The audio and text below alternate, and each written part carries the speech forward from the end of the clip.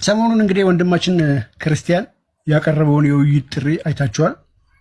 ስፔሲፊክሊ ርዕስ አስቀምጦ ሶስት ኡስታዞችን ደርድሮ አስቀምጦ የውይይት ጥሪ አቅርቦላቸዋል። እስካሁን የመጣ ኡስታዝ የለም ያንን ርዕስ ደፍሮ ማለት ነው። እኛ ደግሞ እንደው ነገሩን ጠበብ እናድርገውና እዚህ ጋር እንደምታዩት በፒክቸሩ ሶስት ሰዎች አሉ። እዚህ ጋር ቆስጤ ያለ፣ እኔ ያለውኝ፣ ጓ አለ።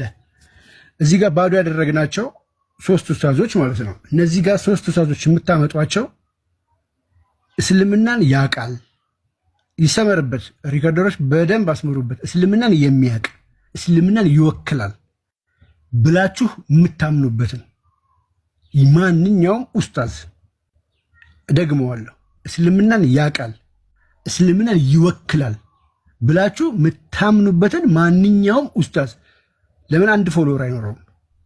እውቀት ብቻ ኖሮት እስልምናን ይወክላል የምትሉትን እኛ እንደናንተ አይደለም፣ እውቀቱን ነው የምናየው። ነገር ግን ከመጣ በኋላ ተጠፍጥፎ ሲሄድ ግን እሱ እኮ አያውቅም እንደዚህ እኮ ብትሉ ማንም አይሰማችሁ። አስቀድመን ደጋግመን የምንነግራችሁ ይህንን ነው። ደግሜ አሁንም እናገራለሁ። ከመጣ በኋላ ተጠፍጥፎ ሲሄድ ማለት ነው እኔ እኮ እሱ እኮ አያውቅም እሱ እኮ ገና ተማሪ ነው እሱ እኮ እንደዚህ ነው ብትል ማንም አይሰማም። እስልምናን የሚያውቅ እስልምናን ይወክላል ብላችሁ የምታምኑበትን ኡስታዝ ሶስት ኡስታዝ አምጥታችሁ እዚህ ጋር ያው ሶስት ልጆች አለን። እዚህ ጋር ቆስጤ ያለ፣ እኔ ያለው፣ ጓ አለ። ሶስት ለሶስት ማን ነው በምን ርዕስ በሶስት ርዕስ እናስቀምጣለን። የመጀመሪያው ርዕስ እስልምና ወይስ ክርስትና ከሰይጣን የመጣው በሚለው አንደኛ። ሁለተኛ ጳውሎስን በጣም ነው የሚሰድቡት። እንግዲህ ጳውሎስን በጣም ነው የሚያንቋሽሹት። የጳውሎስ ስብዕና ወይንስ የመሐመድ ስብዕና? ሶስተኛ እውነተኛ አምላክ ወይ ደግሞ አምላክ ኢየሱስ ክርስቶስ ወይንስ አላህ? ምክንያቱም ቀኑ ሙሉ ኢየሱስ ክርስቶስ አምላክ አይደለም አምላክ አላህ ነው ስትሉ ነው አይደል የምትሉት? ልብ በሉ። ኢየሱስ ክርስቶስ አምላክ አይደለም። በኢየሱስ ክርስቶስ አምላክነት ለ5 ዓመት እዚህ ቲክቶክ ላይ ተወያይተናል። እኔ ከመጣሁ ለ5 ዓመት ኢየሱስ ክርስቶስ አምላክነት ላይ ብቻና ብቻ። አንድ ሙስሊም ግን እንደው በድፍረት የምታወሩትን በድፍረት አላህ አምላክ ነው የምትሉትን ኢየሱስ ክርስቶስ ፊት ቆሞ እንዲህ ሲታይ ልብ በሉ።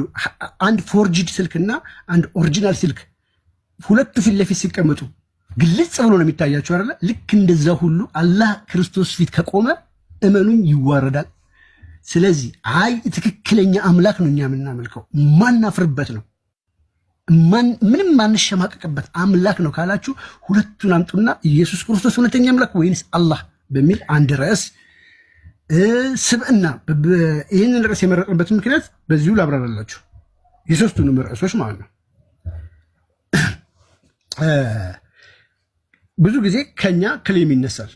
ምንድነው ክሌም የሚነሳው? የመጀመሪያው ርዕስ ላይ እስልምና የሰይጣን አምልኮ እንዲያደርጉ አላየንም። ስለዚህ ክርስትና ላይም ካለ እንደዚህ ብሎ የሚያስቡት ያንሱ፣ እኛም እናንሳ፣ እነሱም ዲፌንድ ያድርጉ። ተወያይተንባችሁ ስለማናውቅ በአደባባይ ማለት ነው ይዘን መጠን የሰይጣን አምልኮ ያለው ክርስትና ወይስ እስልምና የሚለውን አንድ ከዚህ አንጻር መርጠነዋል። ቢካዝ እኛ ከላይ የምናደርጋለን ሙሉ እስልምና ላይ ለመሐመድ የተገለጠለት ሰይጣን እንደሆነ እንዳለ አስተምሮት ሰይጣናዊ እንደሆነ ኢቭን እዛም ቁርአን ውስጥ ራሱ የሰይጣን ንግግሮች ሰይጣኖች እንደሆኑ የሚናገሩት የቁርአኑ ክፍል ላይ እንዳለ ክሌም እናደርጋለን። እነሱ ግን ይህንን ባልሰማ ጆሮአቸውን ደፍነው ጸጥ ብለዋል። ስለዚህ እኛም ላይ ካለ እነሱ ያንሱ፣ እኛም ደግሞ ይህንን እናንሳ። አንድ በዚህ ርዕስ እንድንወያይ እንፈልጋለን። ሁለተኛውን ርዕስ የመረጥንበት ሁል ጊዜ ጳውሎስን እንዳንቋሸሹት ነው። እውነት ግን ብርሃነ ዓለም ቅዱስ ጳውሎስ እነሱ እንደሚያንቋሸሹት ነው? ጳውሎስን ያንቋሸሸ ሰው መሐመድን መከተል አለበት፣ ህዝቡ ማወቅ አለበት። ስለዚህ እስኪ ጳውሎስና መሐመድ ሁለቱን ቁጭ አድርገን ብናያቸው ህዝቡ ማንን ይመርጣል? ይህንን አስተምሮታችን የሚወስነው ይሆናል። በአስተምሮታችን እናንተም ከፍታችሁ አስተምሮታችሁን ታሳያላችሁ። መተቸት ያለባችሁን እኛ ላይ ጳውሎስን ተተችታላችሁ፣ እኛም እናንተን አስተምሮን ከፍታለን።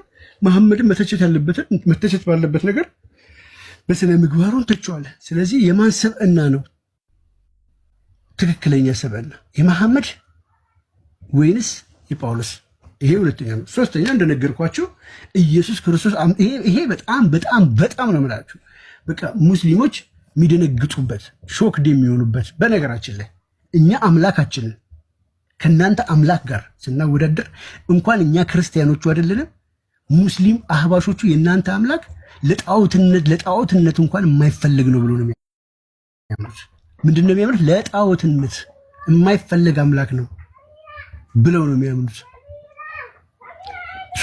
ለጣዖትነት እንኳን የማይፈልግ አምላክ እየተባለ አምላካችንን ከእናንተ አምላክ እኩል አናቆምም።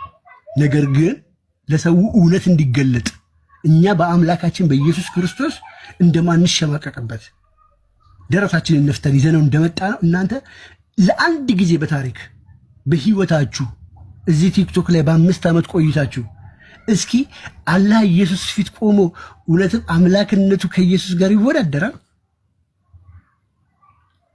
ከመጣችሁ እንጠብቃለን። ይሄ እጅግ በጣም ጓግተን የምንጠብቀው እመኑኝ። እናንተ ከመጣችሁ ይህንን ውይይት በዲሽ ሁላ የሚተላለፍ ነው የሚመስለኝ፣ በተለይ በዚህ ርዕስ ላይ። ስለዚህ በዚህ ርዕስ ሙስሊሞች አላህ እውነተኛ አምላክ ነው ብላችሁ ስትሰብኩ ትውላላችሁ። ክርስቶስን ስታንቋሽሹ፣ ስትሳደቡ፣ ዝቅ ስታረጉ ትውላላችሁ። እኛ ምንም ሳናፍርበት አምላክነቱን ሰብረን ገብተን በደንብ አድርገን አሳይተናቸዋል። አርጊመንቶቻችሁን ላለ ድቅቅ አድርገን አበላሽተንባቸዋል።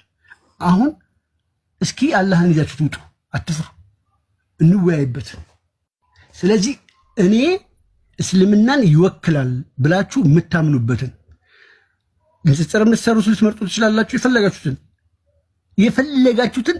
ነገር ግን እስልምናን የሚወክል ውክልና ያለው ሰው ማንኛውም ሰው ለምን አንድ ፎሎወር አይኖረውም? ማንም አይወቀው ከፈለገ።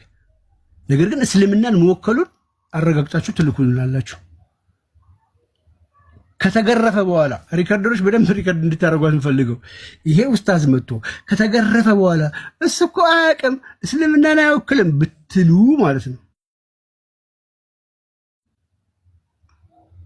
አላህ አምላክ እንዳልሆነ ለሰው ራሳችሁ ታረጋግጣላችሁ። ምክንያቱም ይሄን ሪከርድ ስለሰማችሁ እኔ እቀበላለሁ ሲል ያንን ሰውዬ መቃወም ትችላላችሁ። አይሆንም አይመጥነኝም ማለት ትችላላችሁና ማስቆም ትችላላችሁና የሚወክለው ሰው ቪዲዮ ሰርቶ ስለሚያሳውቀን ብዬ ነው። ስለዚህ እስልምናን የሚወክል ሰው 3 ሰው መረጡልን፣ አምጡ፣ እንወያይ። ምክንያቱም ውይይት እውነት ከእውነት ከምርም ውይይት ፈልጋችሁ ከሆነ እውነት ከምር ፈልጋችሁ ከሆነ እንደኔ ግን እኛ ምንድን ነው የምትፈልጉት ካላችሁን በዩኔስኮ ያላስመዘገባቸው 3 ቅርስ የሆኑ ኡስታዞች አሏችሁ እዚህ ቲክቶክ ላይ። ምን ማለት ነው? ቲክቶክ ከመጡ